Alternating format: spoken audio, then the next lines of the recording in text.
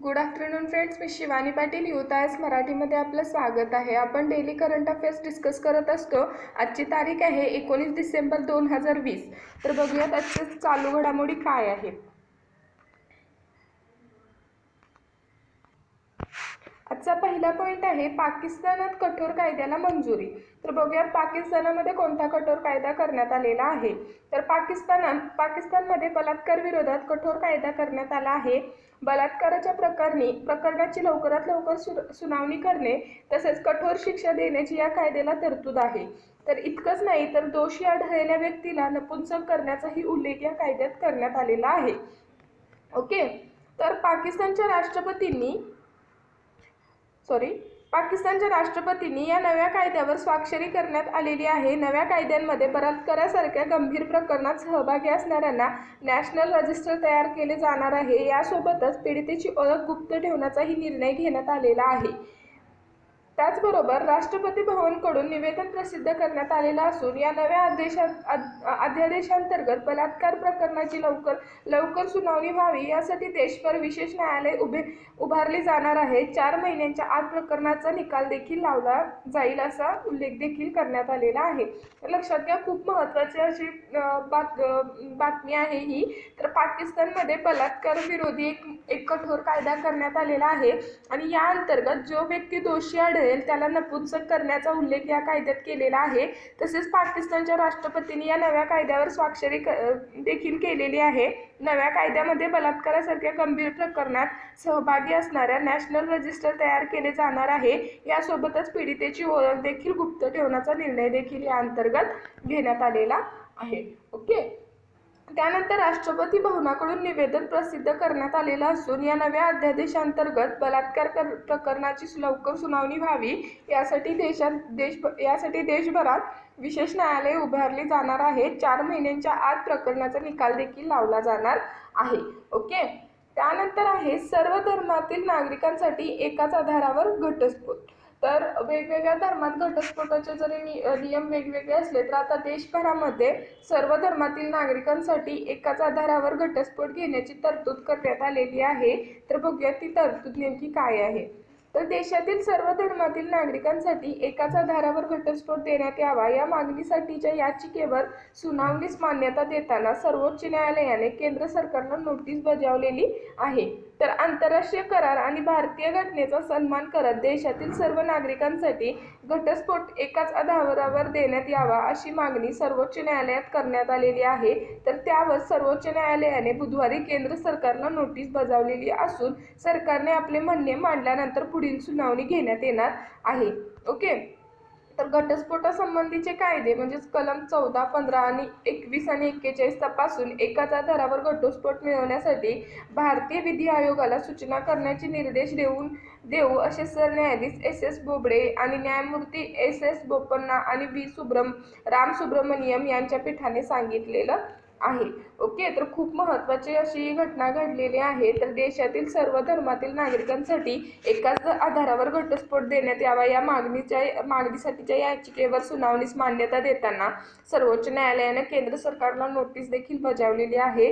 आंतरराष्ट्रीय करार आणि भारतीय घटनेचा सन्मान करत देशातील सर्व नागरिकांसाठी घटस्फोट एकाच आधारावर देण्यात यावा अशी मागणी सर्वोच्च न्यायालयात करण्यात आलेली आहे। तर त्यावर सर्वोच्च न्यायालयाने बुधवारी केंद्र सरकारला नोटीस बजावली असून सरकारने आपले म्हणणे मांडल्यानंतर पुढील सुनावणी घेण्यात येणार आहे।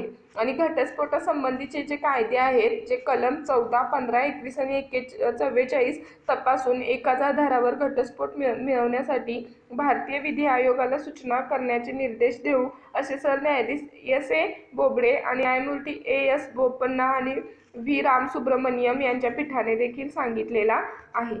ओके, तर त्यानंतरची बातमी आहे सोनू सूदचा पुन्हा मदतीचा हात, ग्रामीण उद्योजकांचा करणार डिजिटल आर्थिक सक्षमीकरण।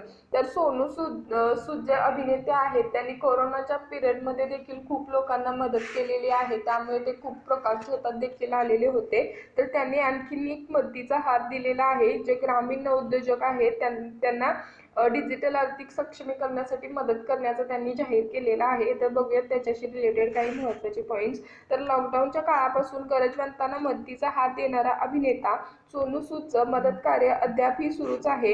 आता त्यानं ग्रामीण भागातील नवउद्योजकांना डिजिटल आर्थिक सक्षमीकरण करण्यासाठी पुढाकार घेतलेला आहे।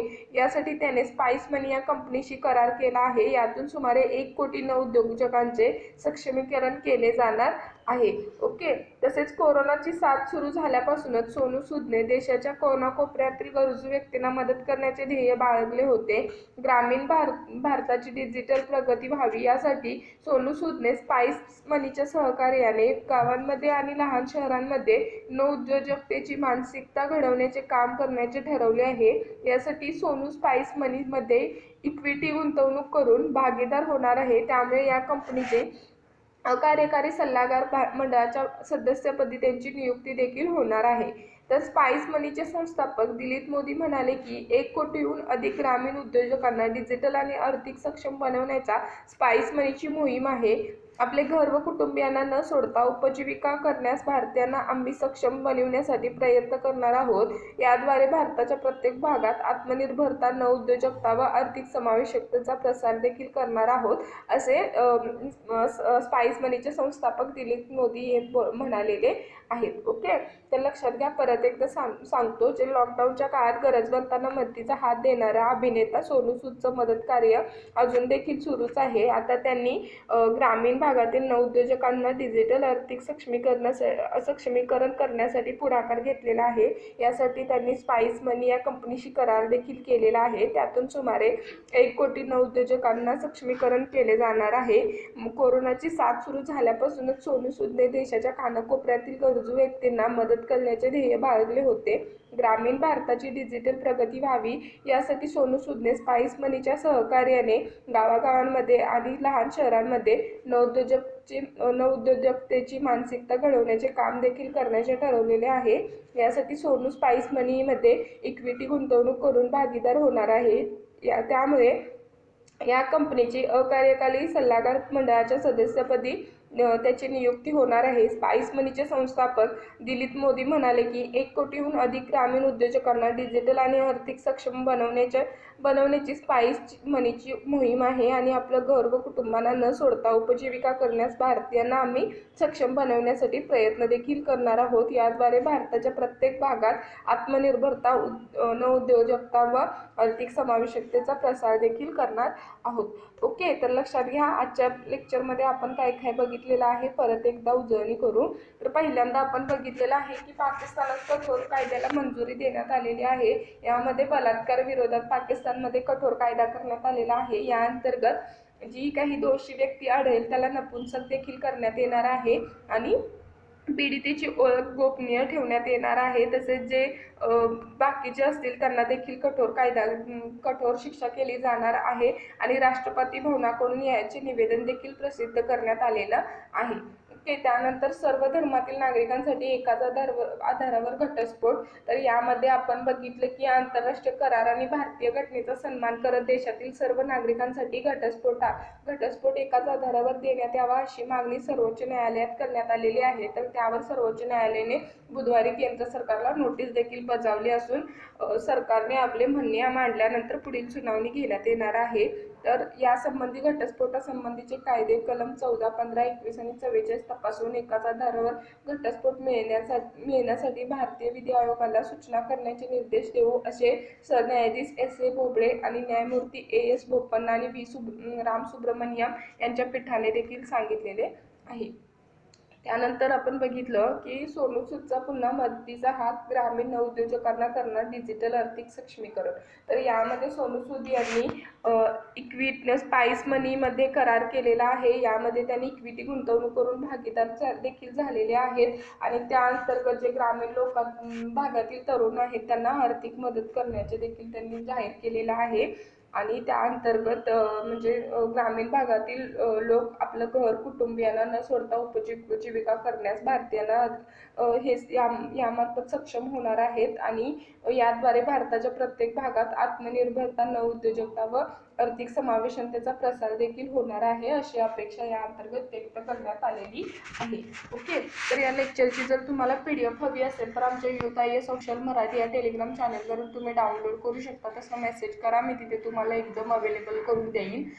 तसेच आमचा आन्सर रायटिंग प्रोग्राम सिरीज देखील स्टार्ट झालेली आहे. यामध्ये UPSC मेन्सच्या दृष्टिकोनातून जे आपण आन्सर रायटिंग हा खूप महत्त्वाचा भाग आहे.